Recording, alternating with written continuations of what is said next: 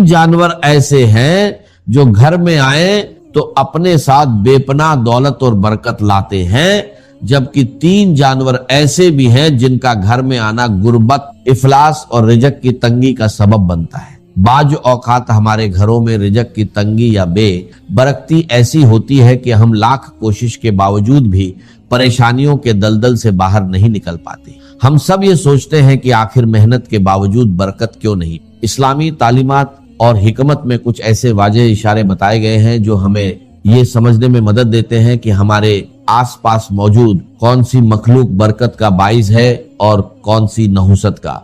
आज की इस वीडियो में मैं आपको इन जानवरों की हकीकत और उनके पसे मंजर के बारे में तफसील से बताऊंगा, ताकि आप अपने घरों को आजमाइशों से बचा सके और बरकतों को अपने घर का रास्ता दिखा सके। यह मौजू बहुत अहम है, इसलिए मेरी इस गुफ्तगू को आखिर तक लाजमी सुनिए। मोहतरम नाजरीन, अब बात करते हैं उन 3 जानवरों की जिनका घर में बसेरा करना, कसरत से आना या रहना इस्लामी और हकीमाना नुक्ता ए नजर से अच्छा नहीं समझा जाता और ये घर में रिजक की तंगी और मुसीबतों का सबब बनते हैं। चील एक इंतहाई तेज रफ्तार और शिकारी परिंदा है। आपने ये बात तो जरूर सुनी होगी कि आसमान का राजा अखाब या शाहीन को माना जाता है, लेकिन चील एक ऐसा परिंदा है जो अपनी चुस्ती की वजह से बाज औकात शाहीन का शिकार भी चुरा लेती है। अक्सर देखा गया है कि कुछ घरों की छतों पर चीलें बहुत ज्यादा तादाद में या कसरत से आकर बैठती हैं। हमारे बुजुर्गों और दाना लोगों का कहना है कि घर की छत पर चील का मुसलसल आना या सुबह दोपहर के वक्त बैठना अच्छा शगुन नहीं माना जाता। यह इस बात की अलामत समझा जाता है कि इस घर पर अनकरीब कोई बड़ी मुसीबत, परेशानी या रिजक की शदीद तंगी आने वाली है। दूसरा जानवर जिसका घर में आकर रहने लग जाना और हर कोने में बस जाना मनहूस समझा जाता है, वह मकड़ी है। मकड़ी की वजह से घर में तंगी और मुसीबतें आती। यहाँ एक बात वाजह करना बहुत जरूरी है कि मकड़ी बजात खुद कोई मनहूस जानवर नहीं है, क्योंकि इसी मकड़ी ने हिजरत मदीना के तारीखी मौके पर गार ए सौर के दहाने पर जाला बुनकर हमारे प्यारे नबी हजरत मोहम्मद सल्लल्लाहु अलैहि वसल्लम की कुफार से हिफाजत की थी। लेकिन मकड़ी की बद दुआ बहुत खतरनाक होती। मकड़ी उस वक्त बद दुआ देती है जब उसका मुकम्मल तौर पर बना हुआ जाला अचानक और बेदर्दी से तोड़ दिया जाए। इसीलिए दाना लोग फरमाते हैं कि घर में मकड़ी का जाला कभी मुकम्मल न हो। जैसे ही मकड़ी किसी कोने में जाला बुनना शुरू करे, उसे फौरन साफ कर दे। तीसरा हैवान जो घर में न सिर्फ बेबरकती लाता है बल्कि खतरनाक बीमारियों का सबब भी बनता है, वह लाल बेग। इमाम जाफर सादिक रहमतुल्लाह अलैह का एक इंतहाई अहम फरमान है, तमाम हशरातुल अरज में इंसान का सबसे बड़ा दुश्मन लाल बेग है।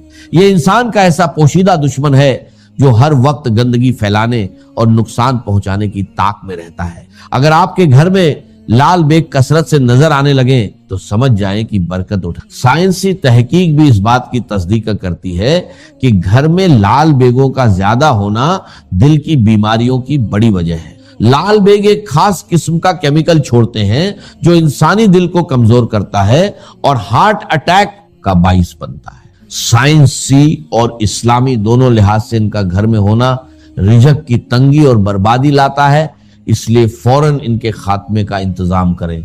वो 3 जानवर जो घर में दौलत और बरकत लाते हैं, आइए अब उन खुश किस्मत जानवरों और परिंदों का जिक्र करते हैं जिनका घर में आना, बसेरा करना या घोंसला बनाना बेपनाह बरकत, दौलत और रिजक में इजाफे की अलामत है। शहद की मक्खी। शहद का शुमार नबी एक करीम सल्लल्लाहु अलैहि वसल्लम की पसंदीदा तरीन गिज्जाओं में होता है और अल्लाह तबारक व तआला ने शहद और शहद की मक्खी दोनों के अंदर खुसूसी बरकत और शिफा रखी। जिस घर के पास से या जिसकी छत के आसपास से शहद की मक्खियां कसरत से गुजरती हैं, वह घर बहुत मुबारक मान। और अगर ये मक्खियां आकर आपके घर की किसी दीवार, छत या कोने में अपना छत्ता बना लेती, तो ये इस बात की वाजह और यकीनी निशानी है कि इस घर में अब रिजक और बरकत के दरवाजे खुलने वाले। 2. चिड़िया।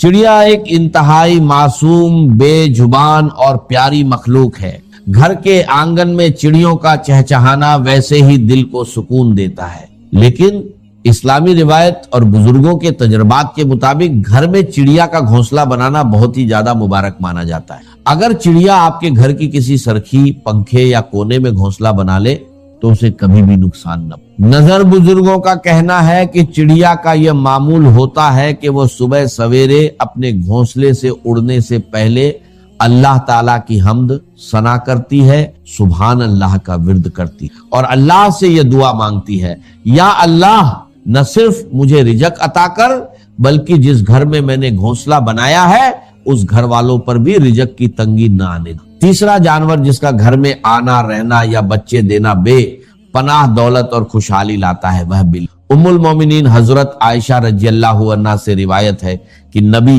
کریم صلی اللہ علیہ وسلم نے ارشاد فرمایا، یقیناً بلی ہرگز ناپاک نہیں ہے بلکہ یہ تو تمہارے گھروں میں کثرت سے آنے جانے والی مخلوق ہے۔ ہمارے پیارے نبی صلی اللہ علیہ وسلم کو بلی اس قدر پسند تھی کہ روایت کے مطابق آپ صلی اللہ علیہ وسلم بلی کے برتن میں بچے ہوئے پانی سے وجو تک فرما لیتے تھے۔ بلی کی دعا اور بد دعا دونوں سیدھی عرش تک جاتی ہے۔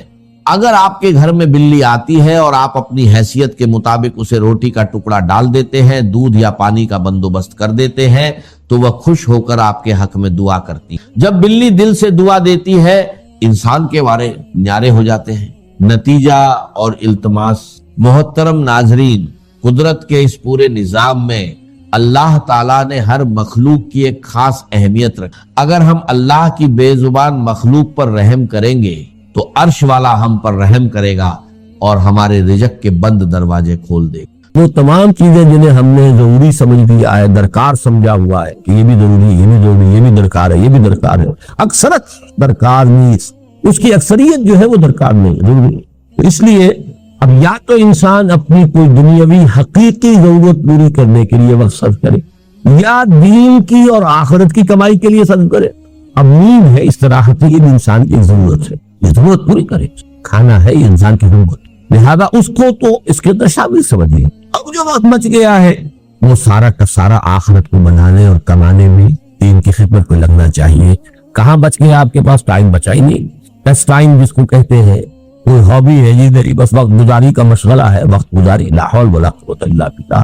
آپ کو وقت گزارنے کے لیے مشغلہ چاہیے، یا ضروریات زندگی کے لیے وقت صرف ہونا چاہیے، اور یا پھر وہ وقت لگنا چاہیے آخرت کے بنانے اور کمانے۔ جو دو چیزوں سے تیسری کیٹیگری آ جائے گی وہ مالا یعنی، اس کا کہ اس سے کوئی تعلق ہی نہیں، لا حاصل بے مقصد، بلا ضرورت، یہ انسان کے اسلام کی خوبی ہے۔ یہ بھی گویا کہ احسان کا درجہ ہو گیا، من حسن الاسلام، اسلام کے بعد درجہ ایمان، ایمان کے بعد احسان، من حسن اسلام المرء، ایک انسان کے اسلام کی خوبی یہ ہے، حسن یہ ہے، ترکہ مالا یعنی ہے، اس کا چھوڑ دینا ہر اس چیز کو جو اس کے لیے لا حاصل ہو، غیر ضروری۔ ابی حمزہ انس ابن مالک رضی اللہ عنہ خادم رسول اللہ صلی اللہ علیہ وسلم عن النبی صلی اللہ علیہ وسلم قال، یہ جن کو ہم جانتے ہیں حضرت انس حضور کے خادم تھے، ان کی والدہ 9 برس کی عمر تھی ان کی جبکہ حضور کی خدمت میں چھوڑ دی تھی کہ حضور یہ بچہ آپ کے پاس رہے گا، آپ کی خدمت کرے گا، آپ کی صحبت سے فیضیاب۔ اور یہ انس ابن مالک یہ ہے، وہ کہتے ہیں کہ میں نے اتنے سال حضور کے ساتھ گزارے ہیں خادم کی حیثیت سے، ایسا بھی موقع کبھی نہیں آیا کہ آپ نے مجھ سے یہ کہا کہ اے انس تو نے یہ کام کیوں نہیں کیا۔ جھڑکنا، ڈانٹنا، ڈپٹنا تو بہت دور کی بات، شفقت، ملاطفت، ملائمت، حضور صلی اللہ علیہ وسلم کی مزاج کا جز۔ اب ان کی کنیت ہے ابو حمزہ، عن ابی حمزہ انس بن مالک رضی اللہ عنہ خادم رسول اللہ صلی اللہ علیہ وسلم۔ یہ خادمے کے نیچے میم کیوں آ گئی ہے، زیر کیوں آ گئی ہے؟ ان تو آ رہا انس سے پہلے، چلیے ٹھیک ہے، بدل کہہ لیں، صفت کہہ لیں، چلیے۔ عن النبی صلی اللہ علیہ وسلم، حضور سے روایت کیا، آپ نے فرمایا لا یؤمن احدکم حتی یحب لاخیہ ما یحب لنفسہ، رواہ البخاری و مسلم۔ اب یہ حدیث کے روایت کے اعتبار سے چوٹی کے درجے کی حدیثوں میں سے، اور اس میں ذرا کیٹیگوریکل ڈینائل دیکھیے، تم میں سے کوئی شخص مومن نہیں ہو سکتا جب تک کہ اپنے بھائی کے لیے بھی وہی شے پسند نہ کرے جو اپنے لیے کرتا ہے۔ اس سے اونچی اخلاقی تعلیم کیا ہوتی، لیکن اس کا مفہوم عام طور پر محدود سمجھا جاتا ہے کہ آپ اچھا پہننا چاہتے تو اپنے بھائی کو بھی اچھا پہنائیں، آپ اچھا کھانا چاہتے تو بھائی کو بھی اچھا کھلائیں۔ تو بھائی بھی ایک حقیقی بھائی ہے، ایک چچا زاد بھائی ہے، ایک بھائی جو ہے وہ دادا کی نسل سے چل کر بھائی بن گیا، یہ تو پھیلتا جائے گا، ہر انسان دوسرے انسان کا بھائی ہے، کم سے کم ہر مسلمان دوسرے مسلمان کا بھائی ہے، دائرہ تو پھیلتا جائے گا۔ لہذا ایک طرف تو گویا کہ لوگوں کی طرف خیر اور بر تبرع اس کی تلقین ہو گئی، لیکن اصلاً یہ حدیث ہم نے خاص طور پر جو کوٹ کی ہے وہ کس اعتبار سے؟ یہ دعوت دین کے لیے بنیادی موٹی، آپ نے اگر دین کو اپنے لیے پسند کیا ہے اور آپ اپنے بھائی کو اس کی دعوت نہیں دے رہے تو آپ نے ایمان کی رمق دی، آپ نے خود اپنے آپ کو جہنم سے بچنے کا تو سامان کر لیا ہے اور اپنے بھائی کو جہنم کی طرف جاتے دیکھ رہے ہیں، اور تم تک دیدم دم نہ کشیدم، ایمان کی یہ رمق دی۔ لا یؤمن احدکم، یہ دعوت کا سب سے بڑا موٹو، میرے بھائی، میری اولاد، میرے رشتہ دار، میری قوم، دائرہ وسیع ہوتا جائے گا۔ تنظیم اسلامی کا جو ہمارا تاسیسی قرارداد، اس کی جو تشریحات ہو، ہر شخص کو داعی ہونا چاہیے، اور دعوت کا دائرہ قو انفسکم، اس کے بعد واہلیکم، اس کے بعد اپنا کنبہ قبیلہ، یا اس کے بعد اپنی قوم، یا قوم اعبدوا اللہ، اس کے بعد پوری نوع انسانی ہے۔ یہ سب سے بڑی خدمت خلق ہے، اس لیے کہ کھانا پینا پہننا یہ تو صرف اس دنیا سے متعلق ہے، جو آخری زندگی ہے، آخرت کی زندگی ہے، ابدی زندگی ہے، ہمیشہ کی زندگی ہے، اس کے خیر اور اس کی بھلائی میں آپ دوسروں کو شریک نہیں کرنا چاہ رہے، پوری طرف سے ایڑی چوٹی کا زور لگا دے، کوئی ریجیکٹ کرتا ہے تو وہ اس کے دل میں ہے، اس کی جواب دہی وہ خود اللہ کے ہاتھ کرے گا۔ لیکن اگر آپ نہیں کر رہے ہیں تو آپ اس حدیث کی زد میں آ جائیں گے، لا یؤمن احدکم حتی یحب لاخیہ ما یحب لنفسہ۔ اب ایک حدیث آ رہی ہے کہ جو اسلام کے قانونی نظام کی ایک اہم ترین شق ہے، عن ابن مسعود رضی اللہ تعالی عنہ قال قال رسول اللہ صلی اللہ علیہ وسلم لا يحل دم امرئ مسلم الا باحدى ثلاث السيب الزاني والنفس بالنفس والتارك لدينه المفارق للجماعة رواہ البخاری و مسلم۔ یہ بھی پھر روایت کے اعتبار سے بہت اونچی حدیث۔ نہیں حلال ہے کسی مسلمان کا خون، یعنی خون بہانا، اس کی جان لینا حلال نہیں ہے۔ لا یحل دم امرئ مسلم، کسی مسلمان انسان کا خون جائز نہیں ہے، خون بہانا، قتل کرنا جائز نہیں ہے، الا باحدى ثلاث، سوائے تین میں سے کسی ایک شکل کے، السیب الزانی، شادی شدہ زنا کرنے والا یا زنا کرنے والی، رجم، ظاہر بات ہے پتھر ماریں گے تو سر پھوٹے گا اور جسم کے اوپر لگے گا، خون بہے گا، مارنا ہے۔ والنفس بالنفس، قتل عامد کا مجرم اگر اس کے مرثا جو ہے مقتول کے اسے معاف نہ کرے، یا یہ کہ خون بہا لینے پر آمادہ نہ ہو تو اس کی جان لی جائے گی، اس کا خون جو ہے جائز ہو گیا۔ فَالتَّارِقُ لِدِينِهِ، اور دین کو چھوڑ دینے والا مرتد، المفارق للجماعہ، جو جماعت کے اندر مفارقت پیدا کر رہا ہے، تفرقہ ڈال رہا۔ یہ جو ہے تین شکلیں یہ ہے مسلمان کے قتل۔ چوتھی شکل ہے کسی کافر حربی کے قتل، چنانچہ جو بھی ہمارے سورہ فرقان کے آخری رکوع میں بھی آتا ہے، والذین لا يدعون مع اللہ الہا آخر ولا يقتلون النفس التي حرم اللہ الا بالحق ولا يزنون۔ تو قتل جو ہے بالحق وہ صرف چار شکلیں ہیں۔ کافر بھی یہ نہیں کہ جس کافر کو جب چاہو قتل کر دو، کافر حربی ہو جس کے ساتھ جنگ ڈکلیئرڈ ہو، حربی کافر، اور اس کے بعد مسلمان جو ہے وہ تین شکلوں میں سے ایک۔ اب بدقسمتی سے اس رجم کے بارے میں چونکہ مولانا امین نصر اصلاحی صاحب نے بھی پڑھی، اجماع امت سے ہٹ کر اور ان احادیث صریحہ کو رد کرتے ہوئے بات کہی ہے، میں حال ہی میں انہیں خط لکھ رہا ہوں، آپ دعا کریں اللہ تعالیٰ ان کے دل کو پھیر دے، اللہ نے انہیں عمر طویل دی ہے، میں درخواست کر رہا ہوں کہ وہ رجوع کریں اپنے اس مرنے سے پہلے اللہ تعالیٰ انہیں اس کی توفیق دے دے، اللہ تعالیٰ دلوں کو بدل سکتا ہے۔ تو السیب الزانی، زانی یا زانیہ جو شادی شدہ، اگر غیر شادی شدہ ہے تو 100 کوڑے کی سزا قرآن میں آئی ہے، شادی شدہ کے رجم کی سزا قرآن میں نہیں آئی ہے، یہ حدیث اور سنت سے ہے، اور اسلامی قانون کا بنبا قرآن کے ساتھ ساتھ سنت رسول، اور اصل میں یہ سنت رسول بھی نہیں ہے، اس سے بھی آگے بڑھ کر شریعت موسوی کا وہ قانون ہے جو منسوخ نہیں ہوا۔ شریعت موسوی اسلامی شریعت تھی، اب اس میں سے جو چیزیں منسوخ ہو گئی، ورنہ جو چیزیں شریعت موسوی کی منسوخ نہیں ہوئی وہ جو کی تو قائم ہے۔ اس لیے حضور نے جب پہلا رجم کیا ہے تو آپ نے فرمایا کہ اللہ میں نے تیری کتاب کے حکم کو زندہ کر دیا. وہ کتاب سے مراد تورات، قرآن میں تو ہے ہی نہیں. اس میں کچھ اشکالات ہیں لیکن یہ بحث کا موقع نہیں ہے. بس دعا ضرور کیجیے، آپ تہ دل سے دعا کیجیے. تو آج ہی میں خط ان کو بھیجوں گا، آپ دعا کریں کہ اللہ تعالیٰ ان کو رجوع کی توفیق عطا فرمائے. والنفس بالنفس، یہ تو صاف سی بات ہے. والتارک لدینہ المفارق للجماعہ، یہاں جو ہے ایک اشتباہ پیدا ہو جاتا ہے کہ آیا ہر مرتد واجب القتل ہے یا اس کے ساتھ دوسری کوئی شرط بھی ہے. المفارق للجماعہ، جماعتی نظم کو درہم برہم کرنے والا.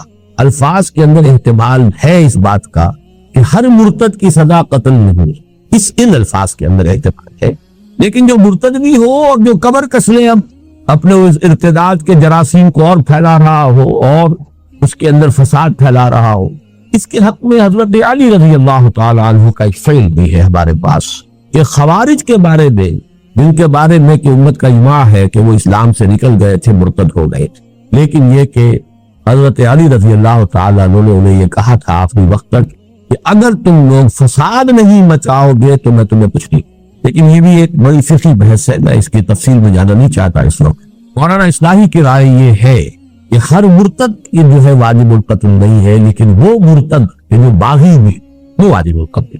اس کے لیے کچھ گنجائش میں پاتا ہوں، اگرچہ اجماع امت کے خلاف وہ بات بھی جاتی ہے، لیکن حدیث کے الفاظ میں کہنے کے لیے کسی شخص کو کوئی گنجائش تو ہے. المفارق ہو، کسی شخص نے بس ایسے ہی اپنا خاموش بیٹھا ہوا ہے، ہو سکتا ہے کچھ دنوں کے بعد رجوع کر لیں گے، عقل درستی ہو جائے. تو یہ صرف ان الفاظ کے اندر احتمال کی وجہ سے میں نے کہا ہے کہ اس معاملے میں کوئی بات اگر شخص کہتا ہے تو اس کے لیے ایک بنیاد موجود. عن ابی ہریرہ رضی اللہ عنہ ان رسول اللہ صلی اللہ علیہ وسلم قال من كان يؤمن بالله واليوم الاخر فليقل خيرا او ليصمت ومن كان يؤمن بالله واليوم الاخر فليكرم جاره ومن كان يؤمن بالله واليوم الاخر فليكرم ضيفه رواه البخاری ومسلم. اب یہ دیکھیے، یہ اخلاق کے ضمن میں اخلاق عمدہ اخلاق انسان کے کردار کی خوبی اور بلندی، اس کے اعتبار سے یہاں خوبصورت حدیث ہے. جوامع الکلم، یہاں بھی لفظ آ رہا ہے حسن الاسلام، نہیں یہاں نہیں. من کان یؤمن باللہ والیوم الاخر، جو شخص بھی اللہ اس یوم آخر پر ایمان رکھتا ہو، سب سے پہلی بات تو یہ ہے کہ وہ زبان کو کنٹرول میں رکھے. فلیقل خیرا او لیصمت، یا تو اچھی بات زبان سے نکالے اور یا چپ رہے. یہ ہم پڑھ چکے ہیں نا حضرت معاذ کی روایت میں، سکلت قومک یا معاذ. یہ زبان پہ جو حصائد السنہ ہے، یہی تو سب سے زیادہ جہنم میں لے جانے والے، کنٹرول. اسی لیے خطبہ نکاح میں جو آیات حضور پڑھتے تھے ان میں سورہ احزاب کی وہ آیت ہے، یا ایھا الذین آمنوا اتقوا اللہ وقولوا قولا سدیدا. یہاں خیر کہا، سدیدہ کہا، صاف سیدھی بات، عمدہ بات. زبان کا استعمال خیر میں ہونا چاہیے، شر میں نہیں ہونا چاہیے. اللہ کی دی ہوئی ایک امانت ہے، اللہ کی دی ہوئی ایک صلاحیت ہے، بہت بڑا اللہ نے آپ کو ایک ذریعہ دیا ہے اظہار ما فی الضمیر کا، اس سے خیر قبول دیا ہے. من کان یؤمن باللہ والیوم الاخر فلیقل خیرا او لیصمت، خاموش بولنا تو ضروری ہے. اسی لیے من صمت نجا، جو خاموش رہا اس کی نجات ہو جائے گی. لیکن جو کم سے کم گویا ہو وہ گویا کہ زیادہ سے زیادہ محفوظ ہے. زیادہ جو ہے گویائی جو ہے وہ یاوہ گوئی کے اوپر کی طرف بھی انسان کو لے جا سکتی ہے. بسیار گوئی جو ہے اس میں اندیشے زیادہ ہیں. کم گو ہونا یہ در حقیقت میچورٹی کی دلیل ہے، آدمی میچور ہے. ومن کان یؤمن باللہ والیوم الاخر فلیکرم جارہ، اور جو شخص بھی اللہ اور اس کے اور آخر پر ایمان رکھتا ہو. اب دیکھیں یہاں پر ایمان بالرسول کا ذکر نہیں ہو رہا. کیوں نہیں ہو رہا؟ ایک تو چونکہ حضور خود کہہ رہے ہیں تو بار بار اپنے اوپر ایمان کو ریپیٹ کرنا یہ بھی ایک بامروت انسان کے لیے ذرا افت کی چیز. دوسری بات کیا ہے کہ یہاں موٹیوز کی یہ موٹیو دو ہی ہے، اللہ کو راضی کرنا، آخرت کی سزا سے بچنا. اعمال میں وہ جو آیت البر کا جو درس ہے ہمارا درس نمبر 2، نیکی کا موٹیو وہ ایمان باللہ اور ایمان بالآخرت سے متعلق ہے. نیکی کی فارم اور اس میں توازن یہ ایمان بالرسالت سے. یہاں موٹیوز کی بات ہے. ومن کان یؤمن باللہ والیوم الاخر فلیکرم جارہ، اب اس پر لازم ہے کہ وہ اپنے پڑوسی کا اکرام کرے، عزت کرے، احترام کرے، اس کی عزت نفس کو مجروح نہ کرے. وہ غریب ہے تو ایسا نہ ہو کہ تمہارے عللو تللو سے اس کا دل مجروح ہو، اس کے بچوں میں احساس محرومی پیدا ہو. یہ وجہ کہ فرمایا کہ اگر اپنے بچوں کے لیے پھل لے کر آؤ تو اپنے پڑوس میں ضرور بھیجو، اور اگر اتنے ہی کم لا سکتے ہو کہ نہیں بھیج سکتے تو کم سے کم چھلکے دروازے کے باہر رکھے دے۔ پڑوسی کا بچہ نکلے گا باہر اور اسے معلوم ہو کہ اس گھر میں آج آم کھائے، اب وہ احساس جو ہے محرومی کا اس میں شدت سے کہتا ہوں جا کر کہیں دور پھینکاؤ۔ اس درجے باریک بینی کے ساتھ جو ہے یہ اخلاق حسنہ کی تلقین محمد رسول اللہ صلی اللہ علیہ وسلم۔ وَمَنْ كَانَ يُؤْمِنُ بِاللَّهِ وَالْيَوْمِ الْآخِرِ فَلْيُكْرِمْ ضَيْفَهُ، اور جو کوئی بھی ایمان رکھتا ہو اللہ پر اور یوم آخر پر، اس کے لیے لازم ہے کہ اپنے مہمان کی عزت کرے، اس کا اعزاز کرے، اس کا اکرام کرے۔ یہ جو مہمان نوازی ہے اصل میں یہ بھی حسن اخلاق میں سے ہے، اور واقعہ یہ ہے کہ جب تک تمدن فاسد نہیں ہو جاتا، چاہے کوئی معاشرہ کافرانہ ہو، لیکن ابتدائی شکل میں جب بھی معاشرہ ہوتا ہے نیسنٹ، جبکہ ابھی پولیوشن نہیں ہوئی ہوتی، اور یہ بڑے بڑے شہر جو ہے ان میں آ کر یہ چیز ختم ہو جاتی ہے۔ بڑے بڑے شہروں میں مہمان مصیبت نظر آنے لگتا، اس کی وجوہات ہیں۔ دیہات میں کوئی کبھی جائے گا شاذ، اور شہر میں تو لوگ آتے رہتے ہیں، اپنا یہ کام ہے، اپنا وہ کام ہے، آئے اپنے کام سے آپ کے یہاں تشریف لے آئے ہیں۔ اب آپ روزانہ جو ہے وہ لوگوں کی ضیافت کر کے تو آپ کا تو بیڑا غرق ہو جائے گا، ٹائم ختم ہوتا ہے، آپ کے خرچ ہو۔ اسی لیے حضور کی ایک حدیث میرے ذہن میں اس کا مطلب نہیں ہے کہ آپ نے بڑے شہر بنانے سے روکا، شاید 5 لاکھ کی غالباً آبادی آپ نے کسی حدیث میں معین کی ہے، اس کے بعد شہر اور بسایا جائے، اس سے آگے شہر نہیں ہونا چاہیے۔ اور اس پر عمل کیا جرمنز نے، انہوں نے اس طرح پھیلایا ہے اپنے ملک کے اندر انڈسٹری کو، صحیح کنسنٹریشن، ایک جگہ پر ایک انڈسٹری ہے، وہیں پر ایک شہر ہے، وہیں پر ان کے ساری سوکس جو ایمینٹیز ہیں وہ فراہم کر دی گئی ہے، وہیں مارکیٹ ہے، وہیں سب کچھ ہے، وہ ایک یونٹ بن گیا۔ اب 10 میل چلے جائیے، اس کے بعد کوئی اور آتا ہے، پھر 10 میل چلے جائیے۔ یہ نہیں کہ کلسٹر آف انڈسٹریز ہے، اور وہاں پر پھر جو حالات ہوتے ہیں اور پھر جو گندگی پیدا ہوتی ہے، کوئی پڑوسی دوسرے پڑوسی کا نہ پرسان حال ہے نہ جاننے والا ہے۔ 1-1 کروڑ کا شہر ہو، آپ دیوار بیچ کے پڑوسی سے سال ہر سال کا کبھی الیکس بھی نہیں ہوتی، نانی معلوم نہیں ہوتی۔ تو یہ در حقیقت حضارت جس کو کہتے ہیں اور مدنیت مدینہ شہر سے ہے، یہ شہری زندگی کی لعنتوں میں سے ایک لعنت۔ جب تک وہ دیہاتی فطری زندگی ہوتی ہے تو مہمان نوازی انسان کی فطرت کا ایک وصف ہے۔ آدمی جو ہے خود روکھی روٹی کھا لے گا، مہمان کو چپڑی دے گا، پراٹھا دے گا، خود کسی وقت کاکا کر لے گا، مہمان کو دے گا، اور یکرم ضیفہ، سے چاہیے کہ اپنے ضیف کا وہ ہے وہ اکرام۔ عن ابی ہریرہ رضی اللہ عنہ ان رجلا قال للنبي صلی اللہ علیہ وسلم اوصنی قال لا تغضب فردد مرارا قال لا تغضب، رواه البخاری رحمہ اللہ۔ صحیح بخاری کی روایت ہے حضرت ابو ہریرہ سے رضی اللہ تعالی عنہ، ایک شخص نے حضور سے درخواست کی کہ حضور مجھے کوئی وصیت فرمائیے، نصیحت فرمائیے، مجھ سے کوئی بات فرمائیے ایسی جسے میں پلے باندھ دوں۔ فرمایا لا تغضب، دیکھو غصہ مت کیا۔ انہوں نے فرمایا پھر کچھ اور، پھر ارشاد فرمائیے کچھ اور، لا تغضب، بار بار اس نے یہ کہا، حضور یہ فرماتے رہے لا۔ اس قسم کی احادیث کے بارے میں ایک بات نوٹ کر لیجیے، میری کنٹریبیوشن یہی ہے کہ میں ان احادیث کے ضمن میں جو فہم حدیث کے جن بنیادی چیزیں ہیں ان کو میں مختلف حوالوں سے مختلف احادیث کے ضمن میں آپ کے سامنے لا رہا ہوں، اور ان کے نہ ہونے کی وجہ سے بڑے اشکالات پیدا ہو۔ دیکھیے، ایک ہوتی ہے جنرلائزڈ قسم کی باتیں، عموم کے ساتھ سب لوگوں کے لیے وہ مفید ہو، سب لوگوں پر اپلیکیبل ہو۔ ایک ہوتی پی پی کالز، یا یہ کہ پرٹیکولر پرسن پرسکرپشن۔ اب ایک شخص جو ہے وہ ملیریا کا مریض ہے تو ملیریا کی دوا دی جائے گی، ایک ٹائیفائڈ کا مریض ہے تو ٹائیفائڈ کی دوا دی جائے گی۔ حفظان صحت کے اصول بیان کیے جائیں گے، سب کے لیے بیان کیے جائیں گے۔ دیکھو یہ پانی صاف پیا کرو، ہوا صاف رکھا کرو، مچھروں سے اپنے آپ کو بچاؤ، یہ آپ حفظان صحت کے اصول سب کے لیے بیان کیے گئے۔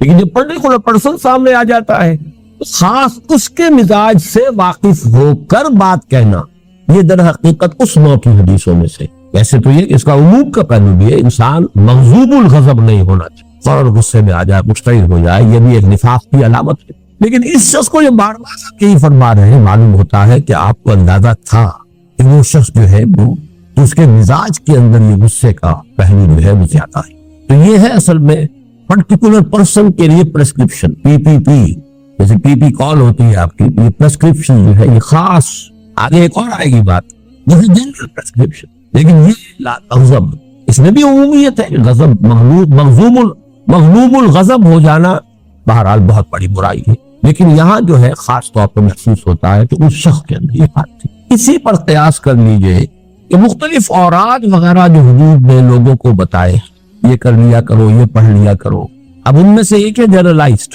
مثلا تسبیح فاطمہ ہر نماز کے بعد یہ 33 مرتبہ سبحان اللہ، 33 مرتبہ الحمدللہ، 33 یا 34 مرتبہ اللہ، یہ عام، کسی کو آپ نے کچھ اور بتا دیا، کسی کو کچھ اور بتا دیا۔ اب کوئی شخص اگر ان سب کا اہتمام کرنے بیٹھے گا تو وہی دھندا رہ گیا اس کا، وہ عدم توازن پیدا ہو جائے۔ اس کے اندر بھی وہ پرٹیکولر پرسنل پریسکرپشن جو ہے وہ شامل ہوتے ہیں، جیسے کہ صوفیہ کرتے ہیں۔ صوفیہ کے بھی اصل میں اوراد جو ہے جو انہوں نے وضع کیے تھے وہ بھی ایک پرٹیکولر دور سے متعلق چیزیں، جن چیزوں کا غلبہ ہو گیا تھا اس کے اعتبار سے انہوں نے تجویز کر دیے، اب وہ بن گئے کہ وہ گویا کہ ان کی ایک روایت ہے اور وہ ان کے شعار میں سے ہو گئے، وہی طریقے اختیار کریں۔ تو مستقل چیزیں تو صرف جنرلائز جو اورات یا اذکار حضور سے ہیں، جو بھی مختلف اعمال ہیں زندگی کے کرتے ہوئے، شیشہ دیکھو تو یہ دعا، بیت الخلاء میں داخل ہو تو یہ دعا، باہر نکلو یہ جنرلائزڈ، اور یہ وہ چیزیں ہیں جس میں وقت لگتا ہی نہیں، تو آدمی کام وہی کرتا ہے اور دماغ کہیں جو ہے وہ شیطان کے پاس گروی رکھا ہوا ہے، یا یہ کہ آپ نے اس وقت اللہ کو یاد کر لیا اور وہ ذکر کیا حضور کے الفاظ کے ذریعے سے، تو دو نسبتیں حاصل ہو گئی کہ اللہ سے بھی نسبت ہو گئی کہ اللہ کو یاد کیا، اور چونکہ اس نے الفاظ سے یاد کیا جن سے حضور یاد فرماتے تھے تو نسبت جو ہے رسول کے ساتھ ہی حاصل ہو گئی۔ ورنہ دماغ خالی رہے گا، کام تو کریں گے نا، آخر بیت الخلاء میں تو جانا ہی ہے، نکلنا ہی ہے، بازار میں جانا ہی ہے، واپس آنا ہی ہے، گھر سے نکلنا ہی ہے، گھر سے داخل ہونا ہی ہے، لیکن ایسے کپڑے بدلے ہیں، شیشہ دیکھا ہے، ان ساری چیزوں کے اندر اور آج یہ جنرلائزڈ یہ ہر شخص کر سکتا، لیکن ایک یہ کہ اس طرح پڑھ لیا کرو، یوں کر لیا کرو، اس کے اندر دیکھنا چاہیے کہ اس میں کوئی پرٹیکولر پرسنل پریسکرپشن کے پہلو ہو سکتے ہیں۔ اس پہلو سے یہاں پر اس حدیث کے اندر اس اصول کو سمجھتے ہیں۔ عن ابی یعلا شداد ابن اوس رضی اللہ عنہ عن رسول اللہ صلی اللہ علیہ وسلم، حضرت شداد ابن اوس رضی اللہ تعالی عنہ جن کی کنیت ہے ابو یعلا، وہ روایت کرتے ہیں اللہ کے رسول سے صلی اللہ علیہ وسلم، ان اللہ کتب الاحسان علی کل شیء، اللہ تعالیٰ نے احسان لازم کر دیا ہے ہر معاملے۔ اب یہاں احسان کس معنی میں آ رہا ہے؟ ایک احسان ہوتا ہے کسی پر احسان کرنا، اس کی کوئی تکلیف رفع کرنا، اس کی کوئی ضرورت پوری کرنا، اس کی کوئی خدمت بجا لانا، یہ احسان ہے، آپ کا مجھ پر احسان ہے، فلاں نے فلاں پر احسان کیا ہے۔ ایک احسان خود اپنی جگہ پر حسن سے بنا ہے، جو کام کرو خوبصورتی سے کرو، اور وہ احسان اسلام جو ہے تمہاری، اسلام پر تمہارا عمل خوبصورتی کے ساتھ۔ ایک ہے نماز جیسے ہوئی مارے بانے پڑھ لی ہے، ٹکریں مارنی ہے، نماز کو چلیے شاید ہو ہی گئی ہو، خوبصورت نماز تو نہ ہوئی، تمہاری نماز خوبصورت ہونی چاہیے، تمہارا حق جو ہے فعل جو ہے اس کے اندر حسن ہونا چاہیے۔